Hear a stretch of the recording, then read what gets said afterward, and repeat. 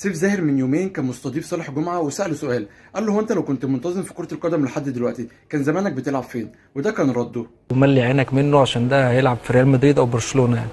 اغلبية التعليقات اللي موجودة على الفيديو دوت من نوع انت بتقول اي كلام، انت مش عارف حتى تلعب في الدوري الممتاز به. طبعا اغلبية الناس اللي كاتبين التعليقات دولت ما شافوش صالح جمعة وهو بيلعب في البرتغال، وما شافوش حتى اول لما رجع من الاحتراف، واللي على فكرة مستواه كان بدأ يقل جدا ولكنه كان لسه في التوب فورم. لعيبة كرة القدم بيكونوا نوعين، النوع الاولاني بيكون موهوب بالفطرة وعنده تحكم عالي بالكرة من وهو صغير، وتفكيره كده بيكون مسابق كل اللي حواليه في الملعب، وبمجرد ما بيفكر في ترقيصة او في شوطة او في ثرو معين جسمه بينفذها لحظيا. النوع التاني هو اللاعب المجتهد اللي بيحب كرة القدم وبيجتهد فيها على قد ما يقدر، وعلشان كده بيكون شكله في الملعب حلو جدا. مش محتاج اقول لكم ان اكبر مثالين هما ليونيل ميسي وكريستيانو رونالدو. صالح جمعة بقى من النوع الاولاني، لعيب فينتاته حلوه جدا، مهاري، بيلعب بلاي ميكر، لعيب كده تقدر تقول عليه انه بمواصفات اوروبيه. وزي ما قال عفيفي على صالح جمعة انه افضل لاعب في الفتره الاخيره بيلعب ثرو عالي بسهوله